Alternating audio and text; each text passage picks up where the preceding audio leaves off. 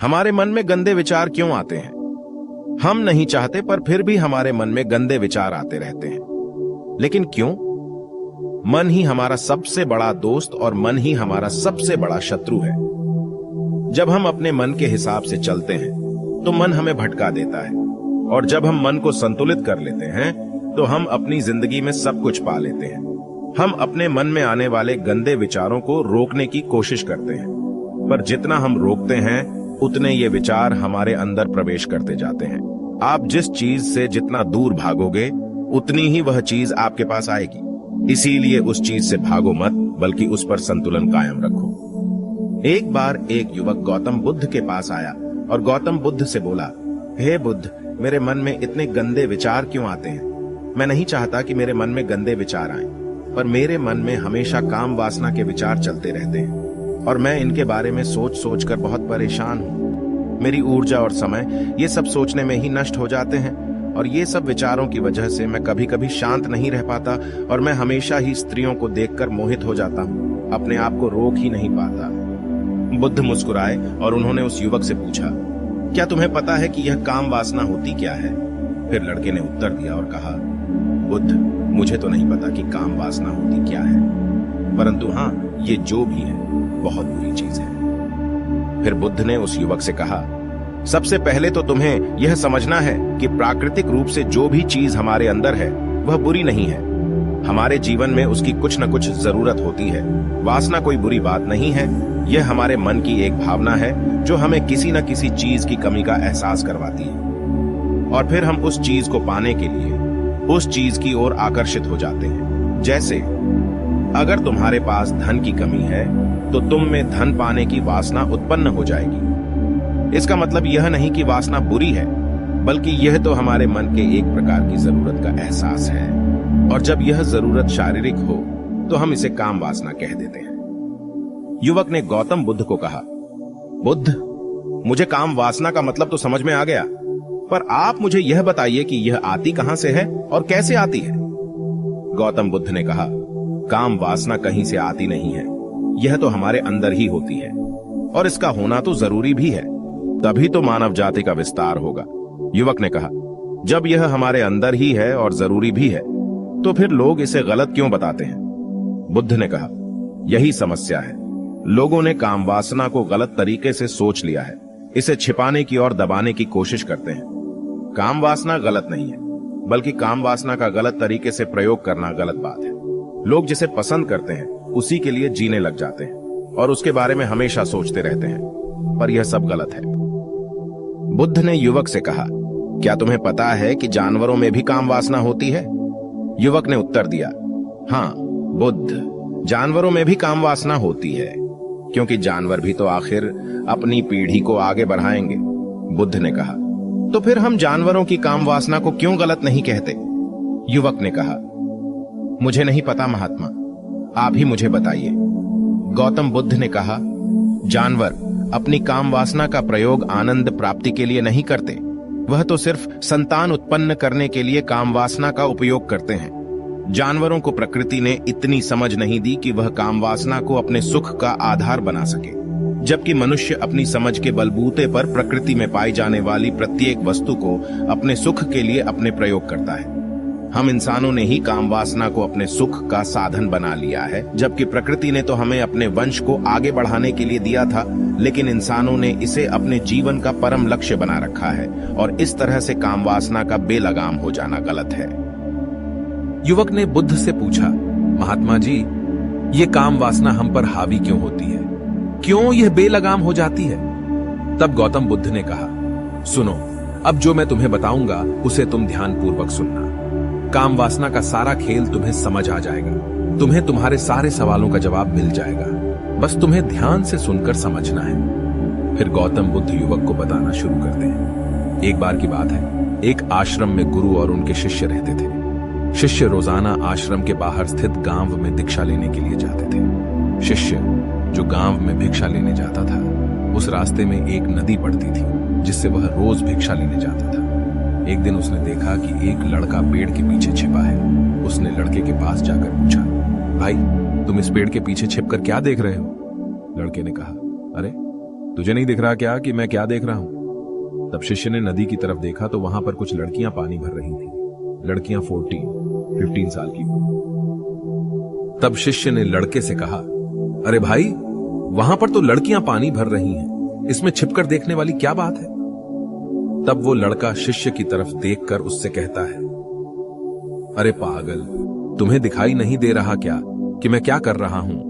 वह परियां कैसे नदी से पानी निकाल रही है।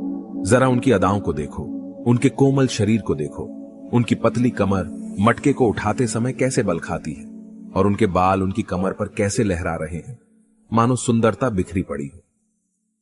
शिष्य फिर नदी की तरफ देखता है और इस बार वह देखता ही चला गया। अभी तक तो उसे कुछ भी नजर नहीं आ रहा था और वह बिल्कुल निर्भय था। उसे किसी बात का कोई डर नहीं था, लेकिन अब वह छुपने लगा और उन लड़कियों को देखने लगा जैसे उसने कोई अपराध कर दिया हो। और जब वो छुपकर उन लड़कियों को देख रहा था तभी वो अंदर से कांप गया और उसने कहा कि यह मैं क्या कर रहा हूं? मैं जो भी कर रहा हूं वह सही नहीं है, मुझे यहां से चले जाना चाहिए। और फिर वह जल्दी से वह से चला जाता है। फिर वह आश्रम पहुंच जाता है।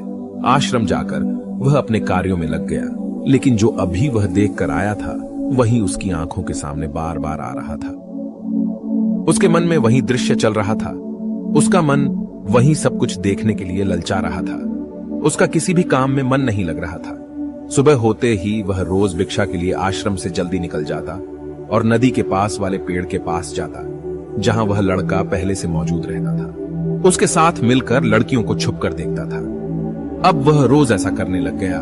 उसका मन अब किसी भी काम में नहीं लगता था। वह हमेशा किसी न किसी प्रकार के विचारों में उलझा रहता था। वह आश्रम के कार्यों को भी ठीक ढंग से नहीं कर पा रहा था।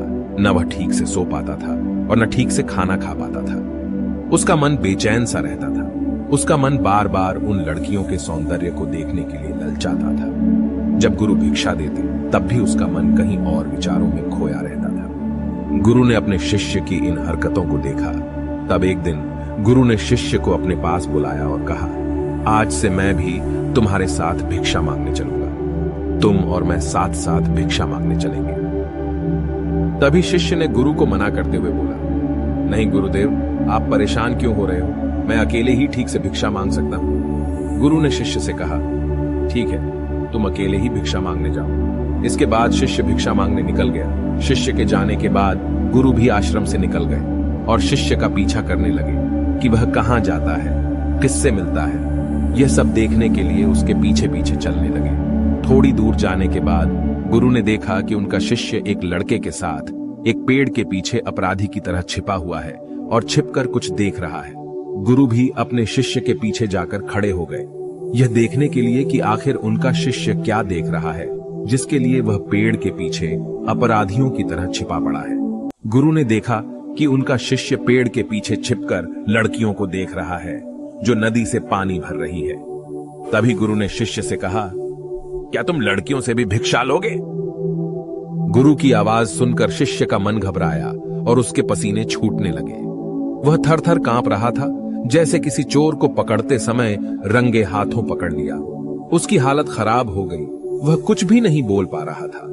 वह लड़का जो शिष्य के साथ था वहां से भाग गया, जिससे शिष्य और भी घबरा गया था। उसके मुंह से कुछ टूटे फूटे शब्द ही निकल रहे थे। वह अपने गुरु से भी नजर मिलाने का साहस नहीं कर पा रहा था।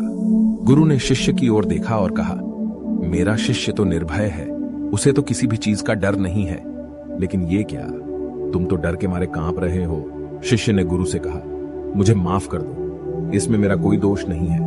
उस लड़के ने मुझे बहका दिया था, लेकिन मैं आपसे वादा करता हूं कि आज के बाद मैं कभी दोबारा ऐसा नहीं करूंगा। मुझे माफ कर दो। गुरुदेव ने कहा कि कोई बात नहीं, पर इस बात का तुम ध्यान रखो कि हम जैसी संगति करते हैं वैसा ही फल हमें प्राप्त होता है। हम जैसे संगति करते हैं उनके विचार हमारे अंदर प्रवेश करते हैं। इसीलिए अच्छी संगति करो ताकि तुम्हारे अंदर अच्छे विचार प्रवेश करें। फिर गुरु और शिष्य आश्रम लौट आए और फिर से आश्रम के कार्यों पर ध्यान देने लगे। उसने उस रास्ते को छोड़ दिया और दूसरे रास्ते से जाने लगा। वह अपने काम को ध्यान से करता था, लेकिन धीरे धीरे उसके अंदर क्रोध उत्पन्न हो गया और फिर वह दूसरे शिष्यों पर क्रोध करने लगा और बेचैन हो गया। अब वह सही समय पर भोजन भी नहीं करता था।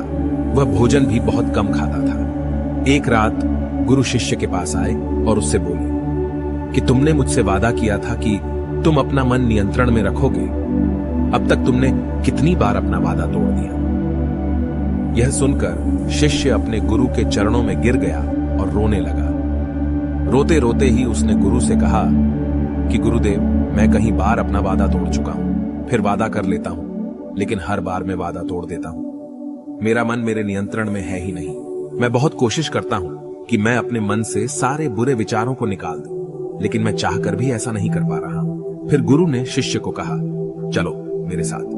गुरु शिष्य को आश्रम के बगीचे में लेकर गए और शिष्य से कहा, देखो यहां पर कुछ नालियां बनी हुई है जिससे नदी का पानी इन पौधों तक आ रहा है और यह पानी निरंतर भाव से बह रहा है।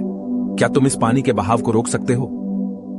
शिष्य ने कहा, हां गुरुदेव, मैं इस बहाव को रोक सकता हूं। फिर शिष्य ने मिट्टी उठाकर उस नाली के छोर पर डाल दी। वह पानी थोड़ी देर के लिए रुक गया और फिर थोड़ी देर बाद उस रेत के ऊपर से पानी आया। गुरु ने शिष्य से कहा, अरे ये क्या, ये पानी तो रुका ही नहीं। फिर से उसने कुछ कंकर पत्थर उठाकर उसे नाली में डाल दिए और फिर थोड़ी देर के लिए पानी रुक गया, लेकिन फिर थोड़ी देर बाद ही उन कंकर पत्थरों के ऊपर से पानी निकल आया। गुरु ने कहा, शिष्य यह क्या हुआ? पानी तो फिर से आ गया। तुम तो बोल रहे थे कि तुम इसे रोक दोगे। क्या हम किसी चीज को पूरी तरह से रोक सकते हैं? तब शिष्य ने कहा, कोई बात नहीं गुरुदेव, मैं इस पानी को तो रोक कर आपको दिखाऊंगा। फिर उसने एक बड़ा सा पत्थर लेकर आया और उसे नाली पर डाल दिया। पानी रुक गया। तब शिष्य ने गुरु से कहा, देखा गुरुदेव, मैंने कहा था ना कि पानी को मैं रोक दूंगा। मैंने पानी को रोक दिखाया। आपकी बात मैंने पूरी कर दी। गुरु मुस्कुराए और बोले, अच्छा जरा ध्यान से देखो, पानी रुक गया है क्या? वो तो पीछे की नाली तोड़कर बाहर आ गया और अगल बगल से बह रहा है। और ध्यान से देखो, इस पत्थर के आगे भी आ गया और यह पानी अपना रास्ता बदलकर फिर से आगे की तरफ बह जाएगा। फिर थोड़ी देर बाद ऐसा ही हुआ। फिर गुरु ने शिष्य को समझाया, तुम्हारे साथ भी तो ऐसा ही चल रहा है। तुम बार बार प्रयास कर रहे हो, बड़े से बड़ा प्रयास कर रहे हो, पर हर बार तुम्हारा प्रयास टूट रहा है और यह हमेशा टूटता ही रहेगा। यह पत्थर तुम्हारा प्रयास है और यह पानी तुम्हारे विचार। तुम कितना भी बड़ा पत्थर रख लो, लेकिन पानी तो अपना रास्ता बना ही लेगा। ये देखकर शिष्य ने पूछा, हे गुरुदेव, क्या कोई तरीका नहीं है जिससे मैं गंदे विचारों से बाहर निकल सकूं? गुरु ने कहा, एक तरीका है। यह पानी जिस नदी से आ रहा है, तुम वहां से इस पानी का रास्ता ही बदल सकते हो। गुरु शिष्य को एक नदी के पास ले गए जहां से उस बगीचे में पानी आ रहा था। गुरु ने शिष्य से कहा, वो पानी इसी नदी से जा रहा है। अगर हम यहीं से उसका रास्ता बंद कर दें, जहां से पानी बगीचे में जा रहा है, तो क्या हम पानी को रोक नहीं सकते? शिष्य ने कहा, हाँ गुरु, अवश्य ऐसा हो सकता है। मैं इस पानी को यहीं से बंद कर देता हूं, तब आगे की नाली में पानी जाएगा ही नहीं और फिर बगीचे में पानी ही नहीं रहेगा। फिर गुरु ने कहा, शिष्य अगर पानी बगीचे में नहीं जाएगा तो पेड़ पौधों को पानी कहां से मिलेगा? उन पेड़ पौधों को तो पानी की आवश्यकता है। फिर शिष्य ने विचार किया और कहा, मेरे मन में तो यह बात आई ही नहीं, इस पानी का बगीचे में जाना जरूरी भी है। गुरु ने कहा, और उन पेड़ पौधों में कुछ ऐसे हैं जिनको रोज पानी की आवश्यकता है, वो तो मुरझाकर मर ही जाएंगे। पानी तो हमें खोलना ही होगा। शिष्य ने गुरु की बात सुनकर पानी का रास्ता खोल दिया।